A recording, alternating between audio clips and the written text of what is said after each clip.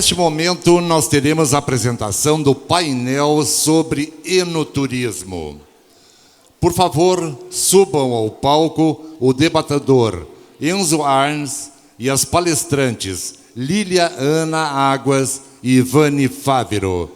Por gentileza. Enzo, a palavra é tua, por gentileza. Olá, boa tarde a todos. Eu vou tentar ser, como moderador, o mais breve possível para dar o maior espaço possível para a Lília e para a Ivane, que acho que tem muito a colaborar com a gente hoje aqui. E também para as perguntas. Eu senti que nesse último painel ficou todo mundo com vontade de perguntar um pouquinho mais, então vamos tentar ser bem rápidos aqui para poder abrir espaço porque a gente acha que é o mais importante, que é essa interação com vocês. Bom, queria rapidamente agradecer a organização do evento pela oportunidade de estar aqui com vocês e falar um pouquinho a respeito das oportunidades que o enoturismo e que o turismo rural como um todo trazem e da potencialidade que isso tem para o Brasil. A gente, até bem pouco tempo atrás, quando se falava em enoturismo, a gente só conseguia olhar para o Rio Grande do Sul e para a Serra de Santa Catarina. E hoje a gente tem experiências incríveis no Nordeste do país, no Sudeste, São Paulo, Sul de Minas, experiências agora no Planalto Central, Brasília e Goiânia têm feito experiências interessantes, vinhos de qualidade aparecendo em lugares muito fora do eixo natural, como, por exemplo, São Paulo. Alguns dos vinhos mais premiados do país hoje estão em São Paulo. E isso é extremamente importante porque ele abre uma visão mais ampla do tema. E como a gente tem um público aqui que vem de todas as partes do país, olhar para vinho não é mais só olhar para uma região fria e numa latitude pré-estabelecida, né? A tecnologia tem ajudado a olhar para outros lados.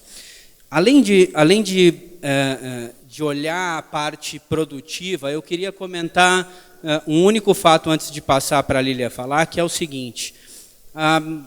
Bem pouquinho tempo atrás, uma das principais publicações de enológicas, que é a Wine Enthusiast, lançou um artigo falando dos 10 principais ou mais interessantes destinos de enoturismo no mundo.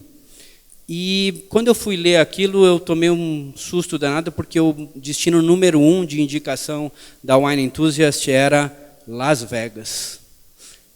E eles diziam que era Las Vegas, que apesar de ser um deserto e não ter um pé sequer de vinho, era o lugar com as adegas mais recheadas e mais variadas do mundo e com restaurantes que olhavam para o vinho com a maior respeitabilidade que existia.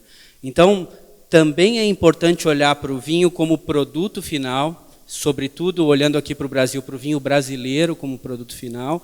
Eu diria que, tirando a região do Vale dos Vinhedos e a região de Gramado aqui, a gente não tem nenhum outro lugar do país em que a venda de vinho brasileiro seja maior do que a venda de vinho estrangeiro nas cartas de restaurantes.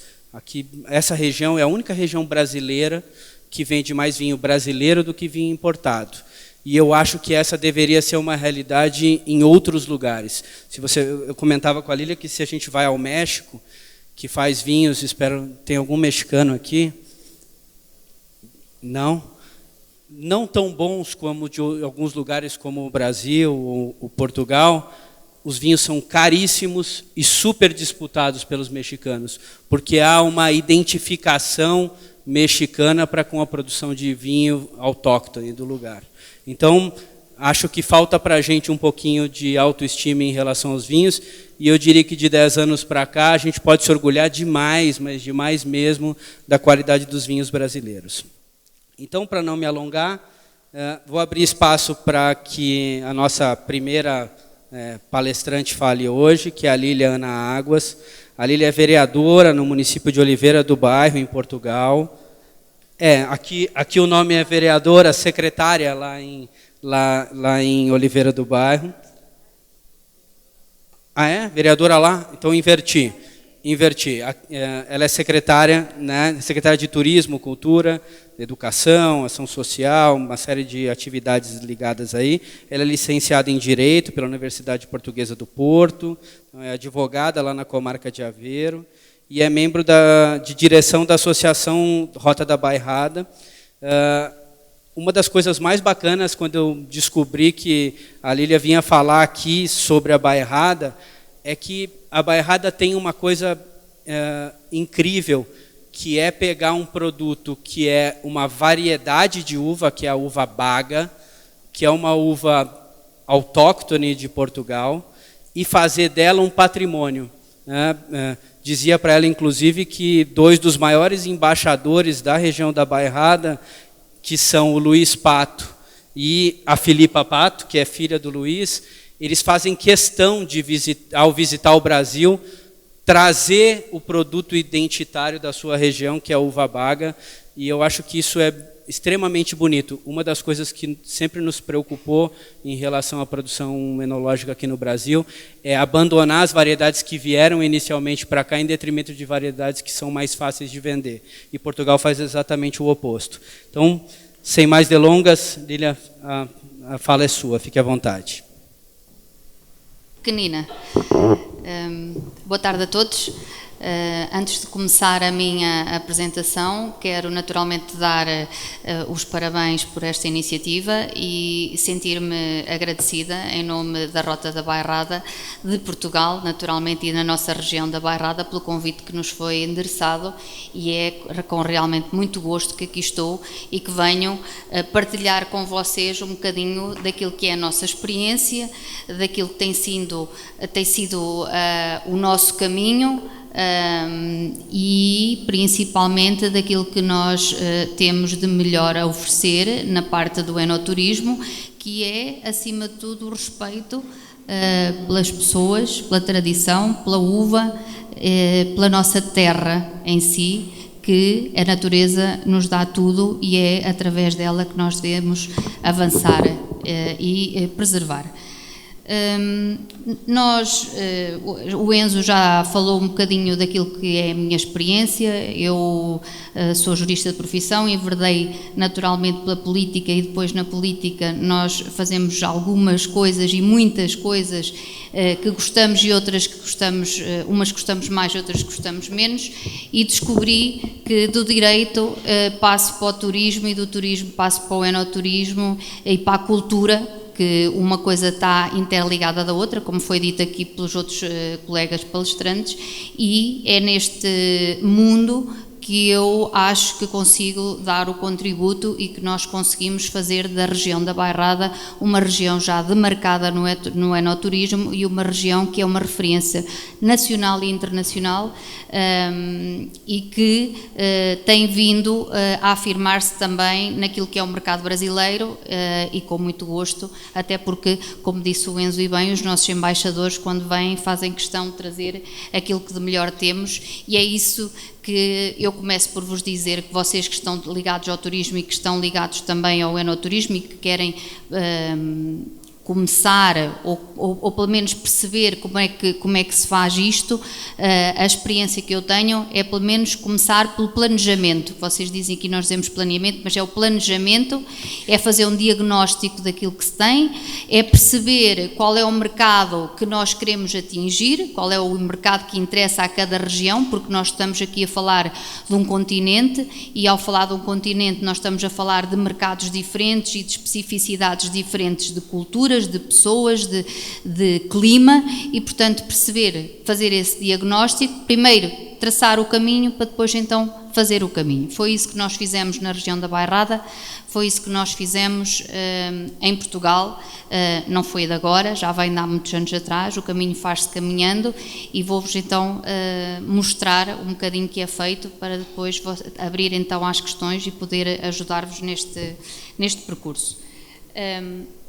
A Bairrada, isto são breves notas para vocês perceberem como é que nós estamos integrados a nível do país. O nosso país é um bocadinho daquilo que é o Brasil, mas nós temos, ainda hoje falei nisso, nós damos uma importância muito grande à identidade de cada município, de cada localidade, de cada região. Nós somos muito bairristas, esta é uma expressão que nós utilizamos muito.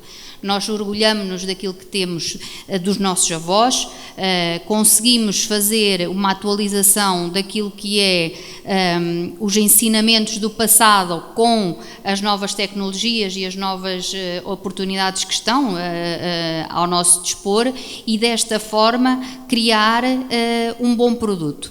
Portanto, a região da Bairrada é demarcada oficialmente enquanto região demográfica e, portanto, geográfica, que é uma coisa diferente. A região geográfica da Bairrada não tem a mesma definição daquilo que é a associação da Rota da Bairrada, é um bocadinho diferente.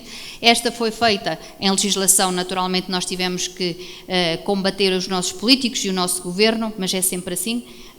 Eu contra mim falo, nós primeiro temos que acreditar e depois temos que lutar até ver reconhecidos os nossos direitos e aquilo que são as nossas ideias, e foi só em 1979 que conseguimos ver a nossa região demarcada, ao contrário da região do Douro, por exemplo, que também é outra região que vocês conhecem bem em termos de vinhos, ou do Dão, que foram regiões demarcadas geograficamente antes da nossa, o que nos pôs um bocadinho em contravantagem, porque isto, se for uma corrida, eles já iam a meio quando nós começámos a nossa. No entanto, para vocês terem uma ideia, portanto, o nosso mapa, a nossa região é no centro, portanto, é no centro do país, e isso fez com que nós aproveitássemos aquilo que temos a norte e a sul para valorizar também, em termos de estratégia de turismo, a vinda para a nossa região. E porque entendemos que seríamos sempre o coração, no meu município nós definimos e temos o slogan que somos o coração da Bairrada. Eu entendo sempre a Bairrada como o coração do país, e vocês, se olharem para o mapa, percebem facilmente que nós estamos no coração do país. Depois, em termos de produção de vinhedos, nós temos 9.454 hectares, não tem isto, são dados de 2005, ainda não foram, e depois vão sendo atualizados, mas para vocês perceberem que somos pequeninos, comparado com o Brasil, não é? E outros países, a Itália, que tem muito maior área de vinhedos. Então, aquilo que nós achámos que devíamos apostar era que nós temos uma extensão da área geográfica pequena para a produção de vinhos, para a criação da uva, para a produção da uva, então vamos fazê-la com qualidade. Não em quantidade, não para ter uma produção em massa para chegar ao mercado, mas para ser uma produção de muita qualidade, para que depois o consumidor final prefira os nossos vinhos, os vinhos da região demarcada da Bairrada, porque são muito bons, até porque, às vezes, o preço, a relação qualidade-preço, nós conseguimos felizmente neste momento combater isso, mas a qualidade é alta, é pela qualidade que nós nos distinguimos na Bairrada. Depois, tenho ali a produção anual média, são 30 milhões de litros, portanto, já é uma produção considerável para esta área de região, que esta nossa área são 8 municípios, depois que fazem parte da Associação da Bairrada, são 8 municípios, todos geograficamente são confinantes uns com os outros. Eu não sei se vocês percebem, eu vou fazer aqui uma parte, eu estou a falar em português, o nosso português não é o português do Brasil. Se, entretanto, algumas expressões são diferentes, eu vou tentar falar também mais calmamente, que sei que nós portugueses falamos muito depressa, mas eu espero que entendam. Pronto, então nós temos neste momento na Bairrada a produção de 30 milhões de litros. Quanto ao turismo, aquilo que foi o passo a seguir foi, nós queremos ser uma região demarcada de vinhos, ser conhecida como uma região de turismo enológico, então nós temos que nos associar naturalmente às entidades governamentais e associámos-nos ao turismo do centro de Portugal, que com ele temos vindo a fazer um trabalho de excelência nesta área. E foi dito aqui, e é verdade, a cultura é transversal e, portanto, nós nunca podemos olhar o enoturismo por si só, porque se eu quiser trazer turistas à minha região, eu tenho que lhes dar mais do que o enoturismo. Se for só pelo enoturismo, vêm alguns, mas é um nicho de mercado muito específico, são aqueles que estão dentro da área, dentro do mercado. Todos os outros que nós queremos trazer e atrair têm que ter uma variedade no turismo. Nós temos que conciliar o turismo cultural, o turismo religioso, o turismo gastronómico e depois então juntar o enoturismo, que destes todos o enoturismo é o filho mais novo, é o Benjamim daquilo que é Portugal, naturalmente, nas suas tradições. E foi através do Turismo do Centro de Portugal que temos vindo a fazer um desenvolvimento muito grande e que a Rota da Bairrada tem vindo também a alavancar este nosso trabalho. Os enoturistas da Bairrada, neste momento, são dados de 2012, nós ainda não temos, está a ser feito o último levantamento, mas em 2012 nós tínhamos cerca de 85 mil. Na nossa região é muito turismo, é muita gente a vir nos visitar, a provar os nossos vinhos, a ter experiências de vinhos e a ver aquilo que são os nossos vinhedos e, portanto, tudo o que é turismo associado a esta área. Depois temos aquilo que é a Rota da Bairrada, a associação, que é a Rota de Vinhos da Bairrada, é a entidade certificada, ou que certifica os vinhos da Bairrada. Os vinhos da Bairrada, como também nós tínhamos muitos produtores que produziam e que vendiam a vulso, que vendiam a preços mais baixos, e temos feito um trabalho muito, muito acentuado desde 2006, no sentido de formar os produtores, aqueles que eram os produtores caseiros, aqueles que produziam vinho só para consumo doméstico e que vendiam também o vinho a amigos e a familiares e não saía dali, mas a tentar-lhes explicar que através daquilo que era já a produção própria, se tivesse a certificação, se eles investissem um bocadinho, eles poderiam ter vinhos certificados e com esta certificação o vinho deles podia sair além portas, poderia sair para mercados quer nacional, quer estrangeiros, e foi isso que fizemos e que estamos a fazer sempre, todos os dias, a captar produtores para que sejam associados da Rota da Bairrada, mas que é uma exigência nossa, nós só temos associados na Rota da Bairrada que tenham a certificação dos seus produtos. Aí está, é a qualidade. Nós não podemos correr o risco de ter um vinho Luís Pato ou Filipe Pato, em que chega à mesa e que a pessoa peça aquele vinho específico e que chega à mesa e o vinho não seja de qualidade. E, portanto, porquê? Porque este turista ou este consumidor que prova um vinho pela primeira vez, se o vinho não estiver com qualidade, não volta a beber este vinho, bebe outro. Nós também no enoturismo e também nos vinhos percebemos que as pessoas só são fiéis a determinado vinho, a determinada casta, a determinada região, se souberem que aquele vinho que estão a pedir é um vinho que tem garantia de ser um bom vinho para acompanhar a refeição ou para degustar em determinadas situações ou ambientes. Às vezes é só uma taça de vinho à lareira que sabe tão bem e que eu faço muitas vezes porque o frio lá é muito... o nosso inverno é um inverno diferente do vosso e sabe muito bem, ao fim do dia, beber uma taça de vinho à lareira é dos melhores serões que eu posso ter para relaxar do fim de dia de trabalho, e naturalmente um vinho da Bairrada é sempre bom. Depois, aquilo que eu vos queria dizer relativamente à Associação da Rota da Bairrada, está ali identificado aquilo que nós fazemos. Nós temos um território definido, temos parcerias com instituições, temos parcerias com entidades públicas, temos também aquilo que entendemos que são as parcerias com a restauração e com hotéis. Isto é muito importante. Nós temos na nossa região da Bairrada, até no país, naturalmente Portugal é um país que tem uma gastronomia muito rica, muito própria, o Brasil também tem, mas nós felizmente em Portugal temos uma gastronomia muito própria. Temos a sorte de na Bairrada termos o leitão, e o leitão da Bairrada é acompanhado sempre com um bom espumante, e portanto uma das do nosso ex-libris, além do vinho tinto e da baga que orgulhosamente a defendemos como nossa, o leitão é servido sempre com espumante e espumante da Bairrada, e é sempre através da gastronomia que nós conseguimos introduzir também os vinhos.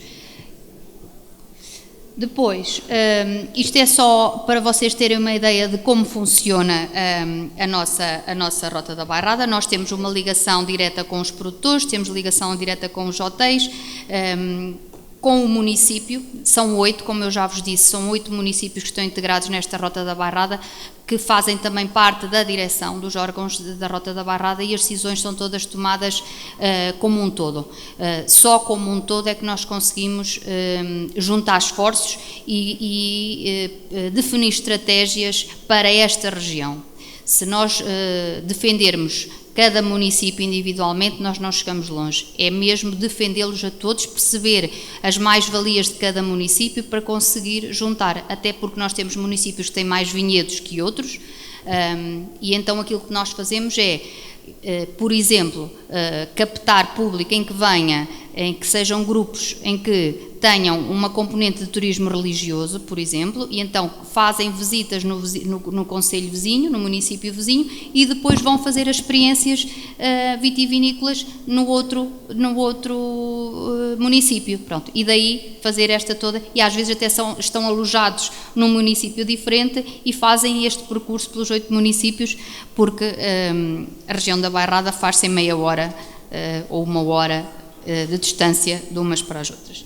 Depois, eu queria só... Esta é a nossa imagem, foi uma imagem que foi pensada de forma a que seja uma imagem universal. A imagem foi pensada na borbulha do espumante, não é? E é esta imagem que nos define, e portanto quando vocês virem este rótulo ficam logo a saber que o vinho é bom ou que o espumante é ótimo, porque é da Bairrada.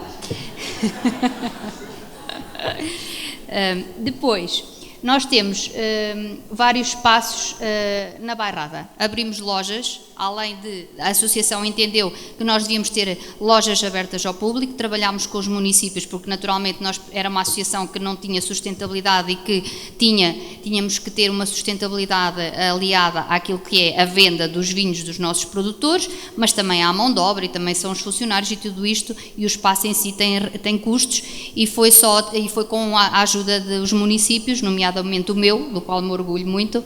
Então temos um espaço aberto, que é o espaço Bairrada, onde as pessoas podem, tanto aquele é da Coria e o outro é em Oliveira do Bairro, no meu município, onde as pessoas de facto podem comprar os vinhos da Bairrada.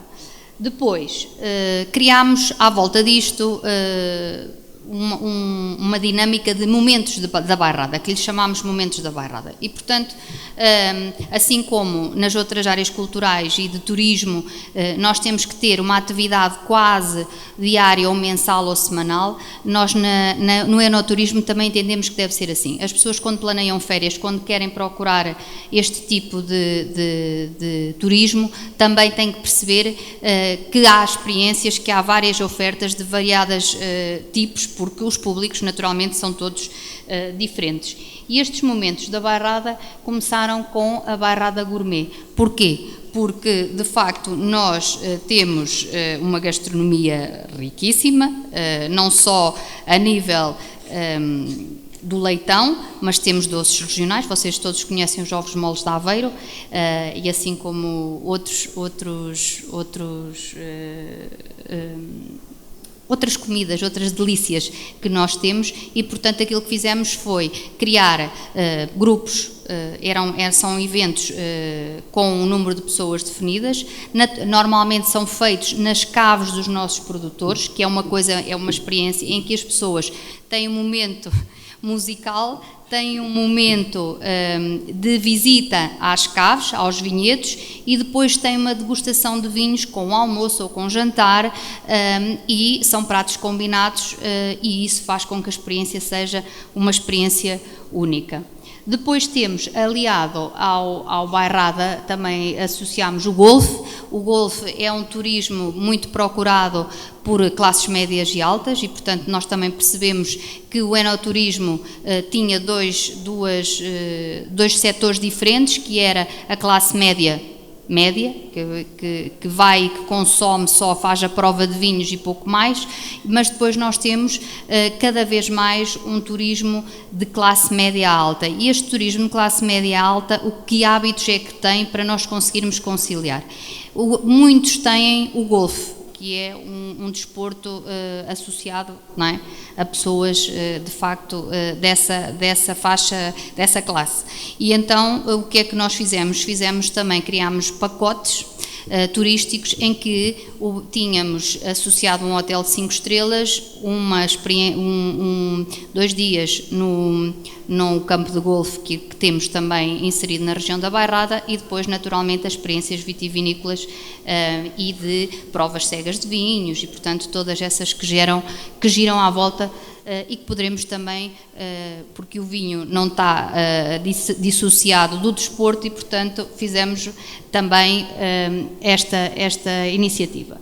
Depois fizemos também, e para outro público, que é um público que o objetivo era chegar a todos os tipos de públicos, um público mais jovem.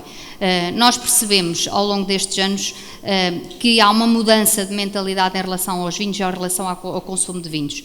Se há 10 anos atrás uma pessoa com 20, 25 anos não bebia vinhos, dizia que não gostava de vinho, não sabia,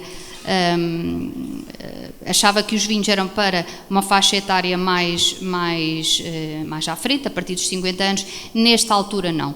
Cada vez mais os jovens gostam de provar, gostam de saber de vinhos e gostam de ter essas experiências. Mas os jovens também não gostam de ouvir música clássica e de se sentarem a uma mesa a comer e beber. O que é que os jovens gostam? Jovens, estou a falar dos 20 aos 30, portanto já não passa a minha fase, mas gosta de estes ambientes noturnos, em que se faz o sunset. Por exemplo, nós temos uma iniciativa no verão, porque nós estamos, felizmente, a região da Bairrada tem praia, tem mar e tem serra, e nós aproveitamos tudo isso e fazemos um bocadinho disso. Na altura do verão, por exemplo, nós investimos muito e apostamos muito nesta matéria, que é atividades na praia, junto ao mar, com o sunset, não é? Com o pôr do sol, em que se bebe um fluto de espumante, se faz uma variedade do espumante bruto ao espumante seco, ao rosé, ou até vinhos tintos, ou vinho branco, ou vinho, e portanto é por aí que nós também fazemos, associado a uns DJs e uma música ao vivo, e portanto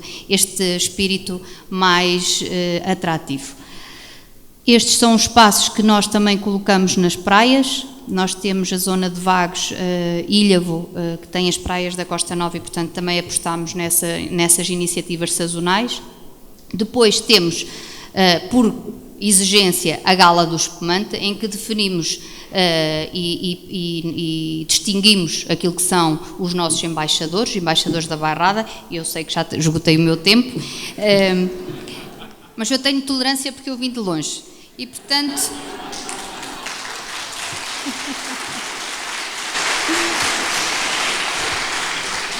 tenho que continuar com o meu fuso horário, portanto... Então esta gala de espumante o que é que faz? O que é que nós fazemos? É simplesmente olhar para a nossa região e destacar entidades, pessoas, personalidades que levam a Bairrada, o nome da Bairrada lá fora. E é isso que temos feito e naturalmente tem corrido muito bem, e isto não só na Gala do Espumante. Nós temos uma confraria que é a confraria do Leitão e a confraria dos Genófilos também, onde o Luís Pato e a Filipa Pato são confrades, e só por aí também, porque nós temos uma grande tradição de confrarias, os nossos vinhos e os nossos produtores são distinguidos. Depois, são aquilo que são as nossas participações. Naturalmente nós não podemos ficar só dentro de portas, e isto é um conselho que vos dou e que vinha também a falar. Nós precisamos de falar de interações entre países, entre cidades, entre regiões, para nós aprendermos uns com os outros. Eu vim cá, esta é a segunda vez que estou em Gramado, a primeira estive no Festuris e conheci os vinhedos e toda a zona de vitivinícolas, e fui daqui com um aprendizado muito grande e que me levou a implementar também no meu município outras coisas que vi cá. Eu acho que é um conselho que eu vos deixo: entre municípios, façam esse esforço, entre cidades. Nós estamos abertos sempre àquilo que são as cidades irmãs, que devemos apostar na parte económica e nesta também do enoturismo. Nós temos sede de aprender uns com os outros, e façam isto porque funciona. Depois temos bairrada, conhecer para promover. Então, aquilo que eu estava a dizer há bocado é que nessas nossas experiências nós fazemos questão que os nossos turistas visitem as vinhas, e visitem desde a vinha, a terra em si, com ervas, com a produção em si, até depois ao produto final. E isto faz com que nós tenhamos experiências. No início, quando havia estas experiências, os maridos gostavam de oferecer às esposas, e as esposas esqueciam-se que iam para o meio da terra e iam de saltos altos, assim, mais ou menos como eu. E então nós achámos que melhor do que dizer que o outfit não era aquele, nós começámos a ter lá umas botinhas, umas galochas para as senhoras calçarem, para poderem ir à vontade para o meio da terra e até se sentirem diferentes, e para perceberem como é que se trabalha mesmo nesta área. Fizemos também experiências com alunos e fazemos sempre esta dinâmica na própria corte da uva, na parte das vindimas, que é também uma altura em que há muito turismo para se ver a vindima, como é que se faz. Depois, aquilo que são os hotéis que estão integrados na nossa cadeia e na nossa região da Bairrada. Nós temos hotéis variados, 5 estrelas a 3 estrelas e a hostels, e portanto toda a variedade. Não entendam a região da Bairrada como uma região cara ou que impossível de visitar, antes pelo contrário, nós temos oferta para todos, se quiserem ir de mochila ou se quiserem ir com uma mala mais sofisticada, há lugar para todos na região da Bairrada e todos se sentem muito bem.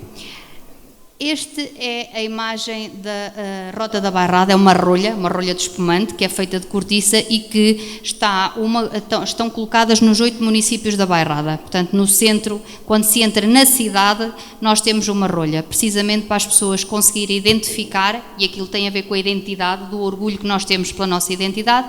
Nós, os 8 municípios da Bairrada, orgulham-se de ser da Bairrada, de ser uma região de produção de vinhos, e todos têm esta identidade e este monumento identificativo. E agora, para terminar, para não ser muito maçada e podermos abrir, naturalmente eu estando aqui não poderia deixar de falar daquilo que é o meu município, que é um dos 8 da Bairrada, é Oliveira do Bairro. Está precisamente no coração da Bairrada, e aquilo que nós fomos fazendo, portanto, se vocês virem dentro da Bairrada, ali destacado, está mesmo no coração da Bairrada, foi conjugar esforços com os municípios à volta para que, e no fundo eu aproveitei, qualquer iniciativa que os outros tenham, faz sempre sentido vir a Oliveira do Bairro, ao meu município, e isto é um conselho que eu dou aos meus colegas do turismo. Falem com os colegas do lado e aproveitem esta oportunidade. Onde os outros vão, nós também podemos lá estar. E, portanto, é desta forma que nós nos posicionamos em Oliveira do Bairro como o coração da Bairrada. Ao falar de vinhos e ao falar da região, fala-se naturalmente de Oliveira do Bairro. Depois, o que é que nós conciliamos? Nós, Oliveira do Bairro, e isto é como não tínhamos dentro da região, não temos muito vinhedo, então nós conseguimos conciliar e fazemos estas parcerias. Temos muito turismo cultural, eu apostei muito no turismo cultural. Levamos, este é o nosso carnaval, como vocês veem, não é só no Brasil, também em Oliveira do Bairro há carnaval, e apostámos com iniciativas de distintas do resto da região, para que nós possamos ter muita gente. Nesta altura, só para vocês terem ideia, o meu município é um micromunicípio, são 23 mil habitantes, portanto para vocês é um micromunicípio. Neste último carnaval deste ano, em fevereiro, eu tive 30 mil pessoas nas ruas de Oliveira do Bairro, e que espelha aquilo que é também a nossa aposta e a nossa divulgação e a nossa afirmação no turismo. Somos um município que tem uma forte componente ligada às crianças, à família, e temos, ligada à família, nós temos uma iniciativa que é no âmbito do Dia Mundial da Criança, que comporta 3 dias de atividades totalmente gratuitas para as crianças e para as famílias, com concertos e com outras atividades, carroceiros, e portanto as famílias passam o fim de semana lá, precisamente para poder usufruir de um fim de semana em família. E já este ano apostámos também em associar o enoturismo a esta festa. Vocês podem achar estranho que é uma festa de crianças, mas a verdade é que nós conseguimos criar iniciativas para os pais. E pronto, e depois temos aquelas atividades com grandes concertos nacionais, de nomes nacionais e internacionais, e que felizmente levamos alguns vossos também, conseguimos levar artistas brasileiros ao nosso município.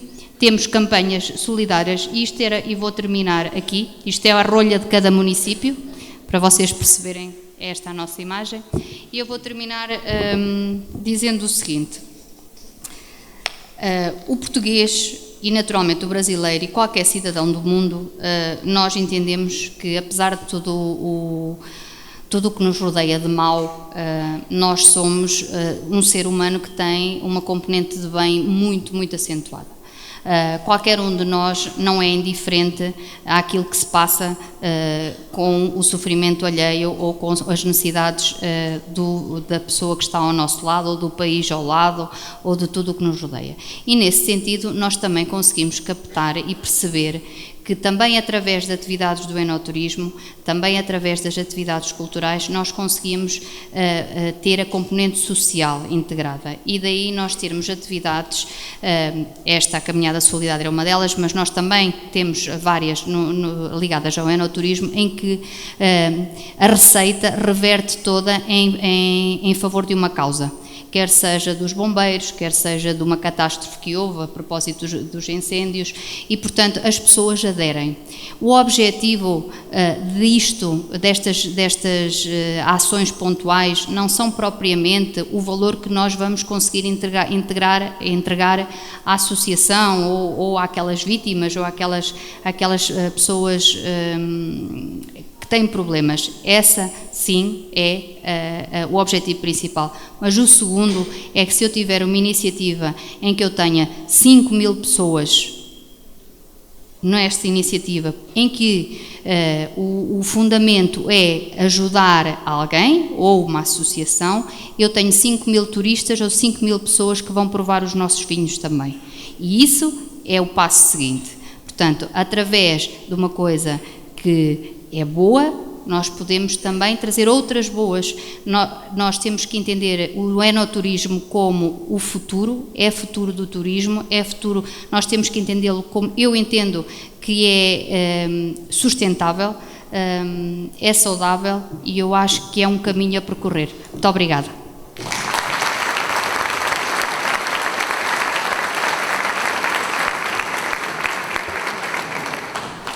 Obrigado, Lilian. Bom, de uma nova amiga para uma velha amiga, vamos ter a fala da Ivane Fávero. Ivane, que foi secretária de turismo em Bento, em Garibaldi, que é bacharel em turismo e que é provavelmente uma das maiores especialistas em turismo que eu conheço. Já atuou em vários segmentos importantes. Eu dizia para ela que eu estava no Rio de Janeiro na semana retrasada, no principal evento de audiovisual do país, que é o Rio Content Market, o Rio 2C, e quando a gente teve um painel sobre Film Commission, só se falava da Ivane lá. Então tem um legado enorme e que hoje está aqui para falar um pouquinho sobre o enoturismo. Então, Novamente, sem mais delongas, Ivânia, a fala é sua. Obrigado. Obrigada, Enzo. Eu saúdo inicialmente a organização, Luia Barbakov, parabéns por mais este desafio assumido aí. Ricardo Martini Meixo, que também nos acolheu ontem aqui, quando chegamos já para a abertura, e a todos que estão envolvidos, obviamente, na organização deste evento. Bom, vou falar de uma atividade que já movimenta 40 milhões de enoturistas no mundo, ou seja, o enoturismo não é uma atividade pequena, insignificante no cenário mundial, não, já é muito importante. E o enoturismo está classificado dentro da cultura, porque ele pode ocorrer tanto no meio urbano quanto no rural, e aí a gente lembra do que falou antes o Brito, do gasto do turista cultural, que é sempre superior aos outros segmentos. E o enoturismo se enquadra, né, perfeitamente nesse conceito. E se falarmos em enoturismo, nós vamos ter, bom, Espanha, 3 milhões de enoturistas ano, Itália, 5 milhões, França, 10 milhões, e o Brasil, né? Quantos enoturistas possui o Brasil? Infelizmente, nós carecemos de pesquisa, de monitoramento. Um dos eixos deste fórum é os observatórios de turismo, mas nós, de fato, por enquanto só falamos, né? Não temos os dados consolidados. Mas nós já estimamos em torno de 600 mil turistas, enoturistas, somente aqui no Rio Grande do Sul. Mas, como bem falou o Enzo na sua abertura, nós temos tantas regiões do Brasil e, quiçá, hoje nós já estejamos aí superando 1.500.000 enoturistas no Brasil. Mas, como eu digo, é uma estimativa. Bom, vamos lá. Essa imagem nos faz lembrar que também o enoturismo está ligado à nossa história, à nossa cultura. Não é a mesma história de Portugal, que, né, nós somos filhos deles, afinal, eu gosto muito do livro que diz, né, o português que nos pariu, né, porque somos, enfim, filhos de Portugal, mas aqui a imagem traz imigrantes italianos. Por quê? Bom, em 1500 chegam os portugueses, ok? 1560, mais ou menos, Brás Cuba, a pedido do rei, tenta implantar os primeiros vinhedos em Santos, São Paulo, não deu certo, o caminho vai, os alemães já estavam aqui, os italianos chegam, tentam plantar, produzir os vinhedos que trouxeram, eram vites viníferas, nós tínhamos a filoxera, não se adaptou, morreram, e aí eles viram que os alemães produziam as lambruscas, Isabel, essas, e aí começou a produção no Brasil. Isso depois de 1875, quando chegam os imigrantes italianos do Sul. Aí começa efetivamente a vitivinicultura no Brasil. Óbvio que houveram várias outras passagens antes disso.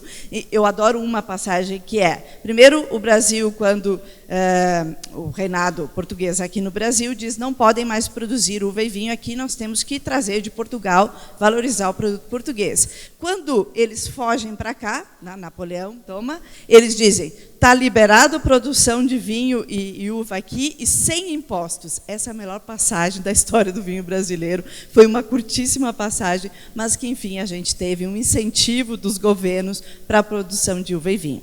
Bem, esse é o nosso cenário, então, brevemente contado. Hoje, como está? Bem, falou o Enzo, em várias regiões do Brasil nós temos produção de uvas e vinhos e, consequentemente, começa a surgir o enoturismo, porque justamente o enoturismo se dá em territórios, né, onde há esta produção. Mas nós temos mais avanços também. Não são centenas de anos das denominações de origem da Europa, mas nós começamos, aqui começa, enfim, a primeira indicação de procedência em 2002, em 2011 a primeira denominação de origem para o Vale dos Vinhedos. E esse é um marco para o enoturismo do Brasil também. É quando a gente começa a comprovar e trazer maior respeitabilidade à qualidade do vinho nacional.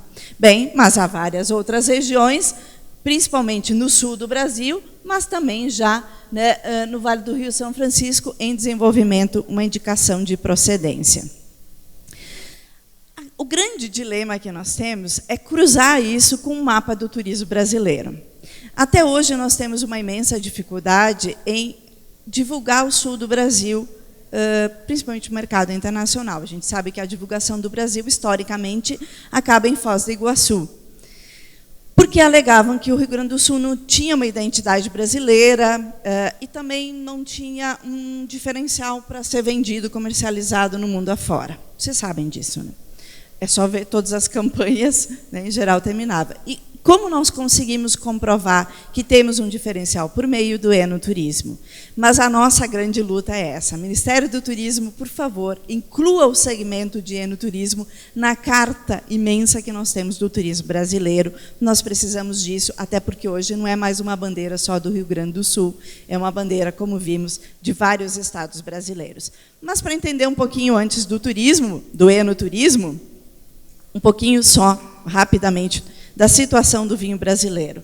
Esse é o mapa, né, da evolução do mercado de vinhos e espumantes brasileiros versus importações. É importante que vocês saibam, 86% do consumo de vinhos finos no Brasil é de vinhos importados. E esse é outro grande dilema que nós temos. Mas por que isso ocorre? Meu esposo, que está aqui, um grande advogado tributarista, fez o estudo dos impactos dos tributos e descobriu-se o quê? O vinho que entra da Argentina e do Chile para o Brasil não tem nenhuma taxa, né?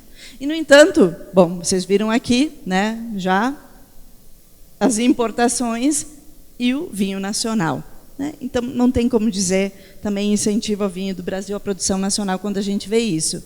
A gente vê também os segmentos, né? Então, o suco de uva e o espumante crescendo, e já os vinhos finos representando queda, o vinho de mesa ainda sendo a base de muitas vinícolas, já que sustenta. O consumo per capita de vinhos e espumantes também, o nosso é insignificante, né? Eu não entendo isso.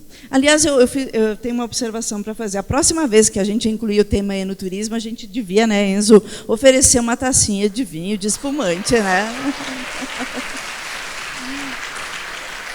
É muito chato estar falando de vinho, e a gente fica, eu aqui com vontade de pegar. Mas eu ia dizer que eu, com certeza, não entro nesta faixa, eu estou contribuindo para elevar algo como 80 litros ano, eu consumo vinho diariamente, não sou alcoólatra, mas a gente tem a educação de que um bom jantar não se faz sem uma taça de vinho, e assim a gente eleva. Mas então convido a todos nós a elevarmos, porque isso não pode, né?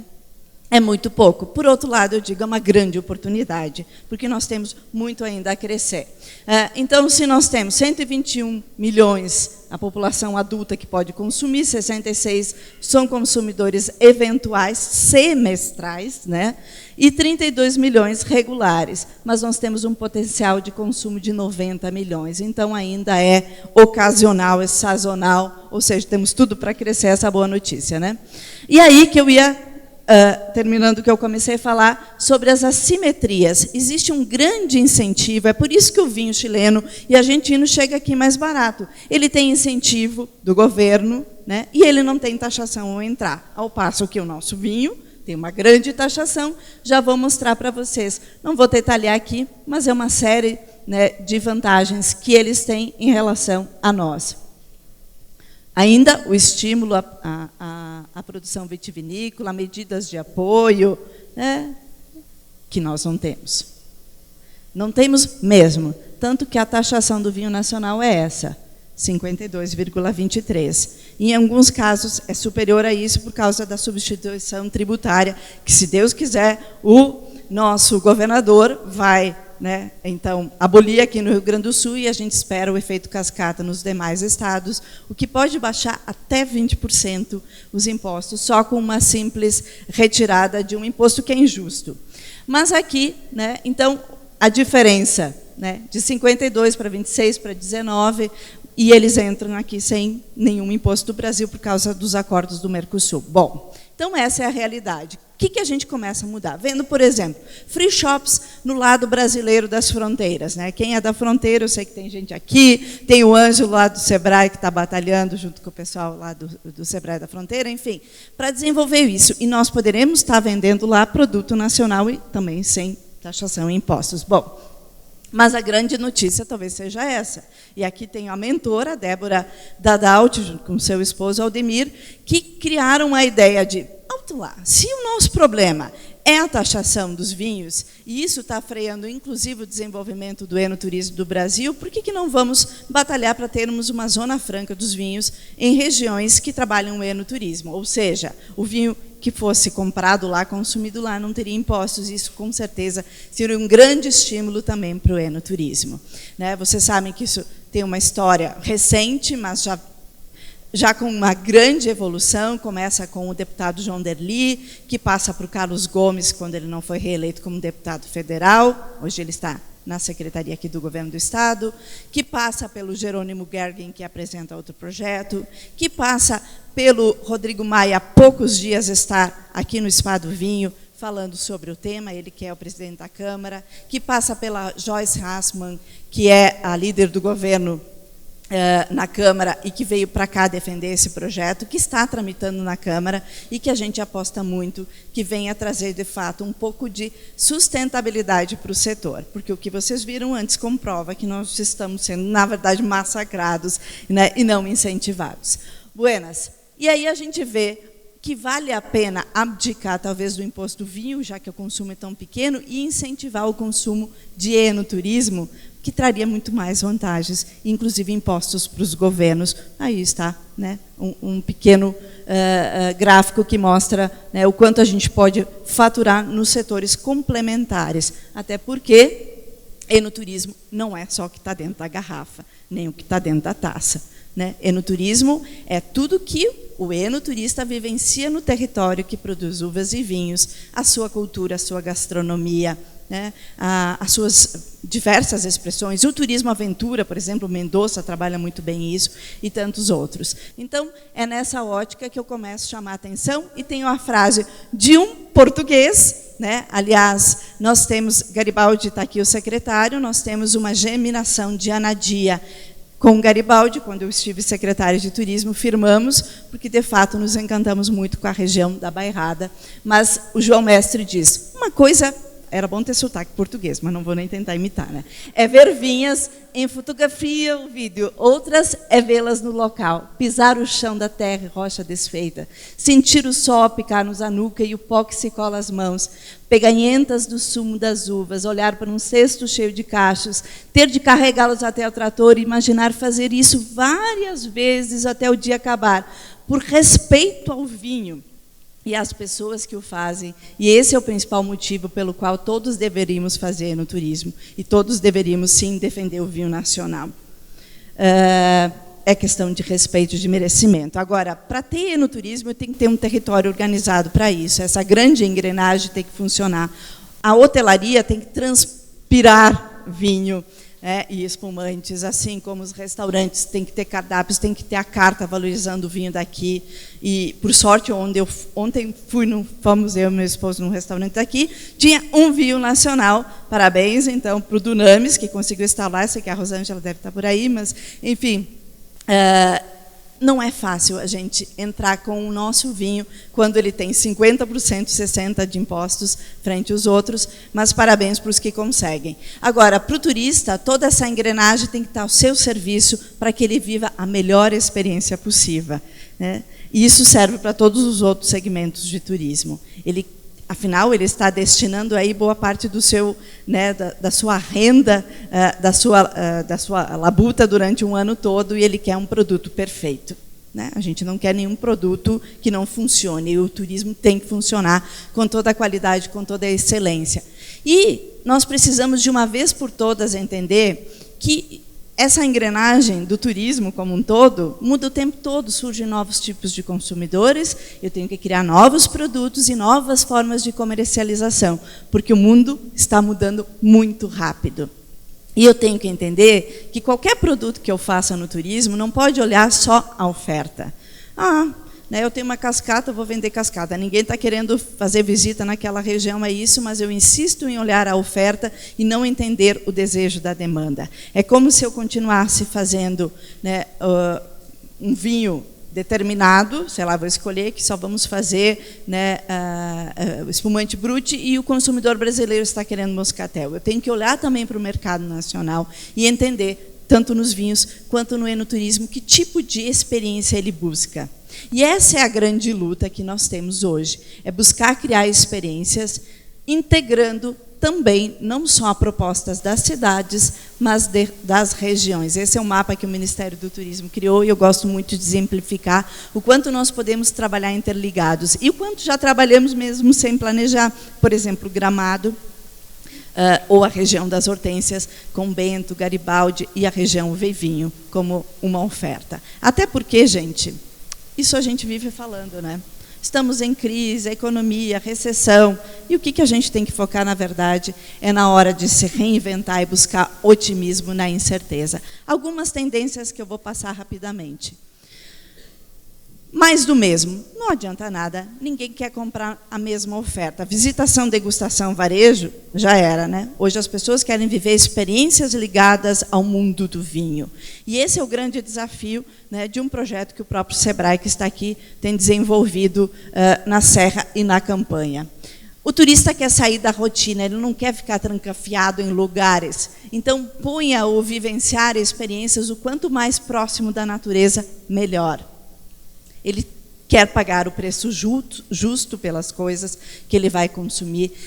Ele está viajando não somente casal e família, mas muitos viajando com amigos, e o desejo, né, de um grupo de amigos é diferente do desejo e da necessidade de um casal e de uma família com filhos. Ele quer se sentir na tua casa, viver a tua cultura, viver distintas experiências que você possa ofertar naquele território, mesclando todo um conhecimento daquele território que possa ser transmitido ao turista para ele levar consigo a mais rica bagagem que hoje o turista almeja, que é o conhecimento.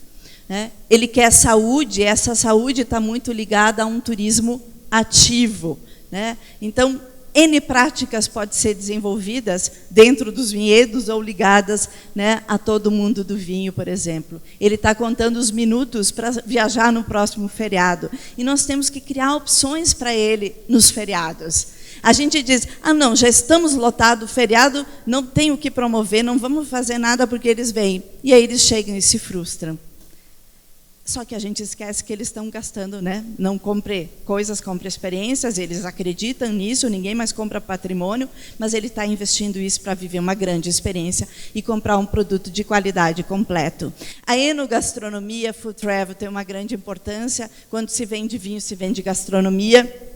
E é importante a gente definir qual é a sua gastronomia. Aí a gente veio o bacalhau de Portugal, o queijo Serra da Estrela. Ele quer ambientes estéticos, onde ele se sinta bem. Afinal, a gente já está com tanta feiura, né, enfim, cidades grandes que já, né, tem o seu caos instalado. E ele vem buscar um pouco desse equilíbrio corpo, mente e alma quando viaja. Essa que mais me chamou a atenção das pesquisas. Ele quer sair bem na foto. Sair bem na foto é criar espaços onde ele realmente se perceba bem. Ser um destino e um produto enoturístico instagramável. Pensem nisso, todos precisamos. Né? E ele quer mais tecnologia. E eu me emocionei hoje ouvindo Michel e vendo tudo aquilo que foi construído em Montreal e pensando, isso tudo pode estar aqui. É claro que a gente não tem os 20 milhões de dólares canadenses, assim, talvez nenhum banco nos acesse isso, mas nós podemos criar, e nós somos muito criativos nisso, com certeza, experiências muito bacanas, utilizando também a tecnologia, não só dentro do celular. Eu sempre digo, se você não está hoje, né, no que cabe na palma da mão no smartphone, você não existe, mas nós temos que trazer a tecnologia para fora do smartphone também. E ele quer envolvimento emocional. Só isso vai encantá-lo, né, tanto na promoção quanto, obviamente, na experiência. E, por favor, não esqueçam a velha regra do marketing: provoquem o efeito uau, né? A entrega, ela tem que ter este momento, a surpresa, o encantamento que faça você expressar uau, né? Aí você vai ter certeza que, né, conquistou, de fato, né, não só um enoturista, mas um consumidor. E lembrem, ninguém mais quer comprar paisagem, produto, né, e prédio. A gente quer comprar experiências enquanto turistas ou enoturistas. Por favor, troquem todas as fotos do seu banco de imagem e traduzam o máximo possível as experiências que o turista pode viver na sua propriedade, na sua cidade. E façam mais parcerias. Nós temos aí Daqui a pouquinho vai acontecer o Dia do Vinho, né, 17 de maio a 2 de junho. São, na verdade, já mais de 600 atrações, e este ano são 6 estados. A informação abaixo ainda estava do ano passado, né, e nós esperamos aumentar, então, né, tanto a ocupação hoteleira, vendas do setor de gastronomia. Este ano entrou Minas, entrou Santa Catarina, já estava... Não, entrou Santa Catarina e entrou mais um, que agora não recordo. Bem, nós temos também o Comitê de Enoturismo, junto à Ibravin, eu atuo neste comitê também, e temos o projeto de enoturismo do SEBRAE, que atende 26 vinícolas na Serra Gaúcha e 10 na Vinícola Campanha, construindo experiências enoturísticas e inovação nessa área. Eu estou presidente da Enotur até o próximo junho, e eu já aproveito, como presidente da Enotur, convidá-los para o congresso que nós vamos realizar em Portugal, em Torres Vedras.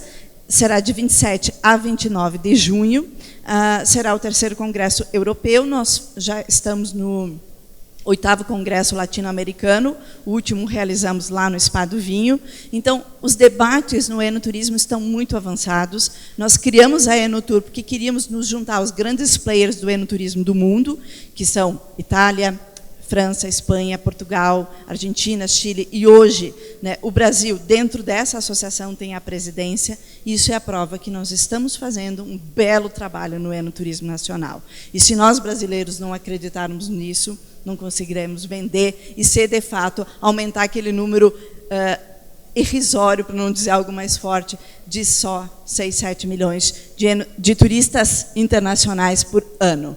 Alguns insights muito rapidamente, nós estamos na Serra Gaúcha, o relevo é muito diferente, e ele deveria ser, segundo pesquisadores do mundo, declarado patrimônio mundial, porque é único. A forma de sustentação do vinhedo neste território realmente é único, não há em lugar nenhum. O Vale dos Vinhedos é o principal destino enoturístico do Brasil. Começou em 95 com 6 vinícolas, hoje são mais de 22, mas são mais de 40 associados, não só vinícolas, e recebe mais de 400 mil turistas ano. Esse que era um distrito onde eu passava de ônibus, indo a Bento Gonçalves pelo interior, com estrada de chão e colônias da imigração italiana, com vinhedos e casas rurais, e hoje é este grande polo de turismo do Brasil.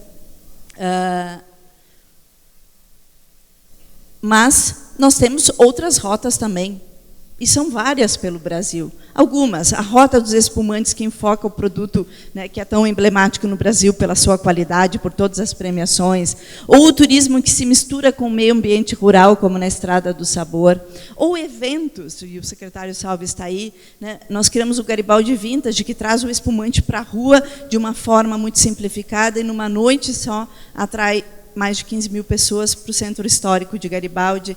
Ou seja, o enoturismo cabe em uma série. O enoturismo começou, talvez, né, com Festa da Uva, em 1930, depois Fenavinho, Fenachamp, a Festa do Espumante Brasileiro e outras festividades que acontecem. Começou na década de 60, talvez com Dreyer, Aurora, mas hoje são inúmeras, pequenas, principalmente vinícolas, e também grandes, que recebem turistas do Brasil. Nós temos, com certeza, algo próximo a 300 vinícolas que já recebem enoturistas no Brasil. Então, somos fortes. Temos que ter certeza disso. Nós estamos aqui na cidade do Festival de Turismo de Gramado, que pode muito bem vender bem o vinho brasileiro, fazer um trabalho com isso, mas na nossa região, o Vevinho não tínhamos, criamos os Film Commissions que o Enzo colocou e que promoveram muito bem. E isso tudo está atraindo investimentos, hotelaria, e há tantos outros casos. A Miolo leva, né, o Wine Garden Miolo, uma grande referência, o Spa do Vinho é uma referência, você entra lá e tem a imersão no mundo do vinho, né, em todas as experiências. A Vinhos Cristófoli é uma pequena vinícola e já tem projeção nacional. A Maria Fumaça, né, o produto âncora do turismo da nossa região, trabalha com vinho, suco de uva e o espumante, é um produto enoturístico, né? Mas temos outras regiões, a Campanha, trazendo aí, por exemplo, algumas experiências como ligada ao cavalo, ao churrasco, à energia solar, ao vinho de bombacha, né? Então, e ao vinho sob estrelas. Algo que a gente também aprendeu vendo em Portugal e em outras regiões da Argentina. Temos a Rota dos Vinhos de Altitude Temos em São Paulo, São Roque, onde eu vou estar a próxima semana, dias palestrando. Temos Minas Gerais, né, onde eles aprenderam a fazer tudo isso com a poda invertida.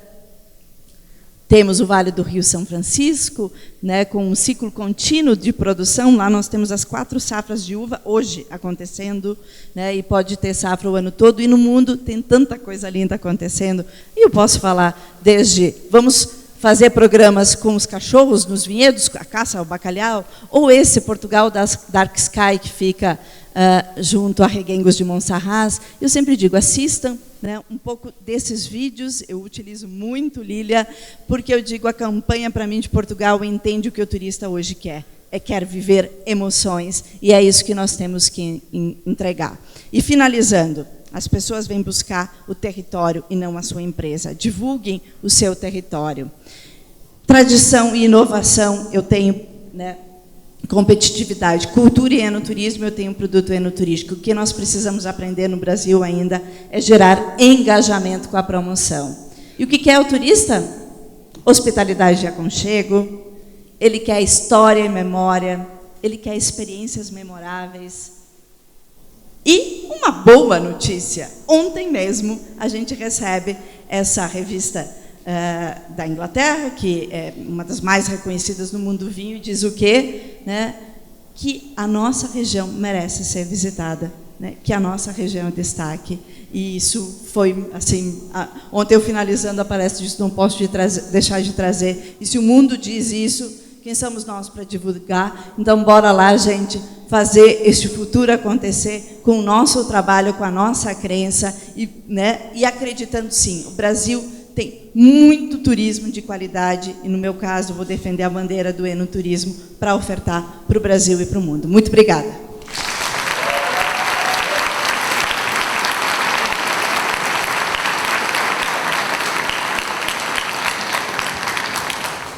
Muito obrigado. Acho que foi incrível a experiência de ambas. A gente tinha prometido perguntas, mas como as duas se excederam um pouquinho no tempo, que eu acho que foi muito bom para quem ouviu, não vamos ter aí um espaço para as perguntas, mas elas vão estar à disposição na saída aqui. Agradecer muito a Marta, ao Eduardo e ao Luia pela oportunidade de a gente estar aqui e falar com vocês. Obrigado e até a próxima.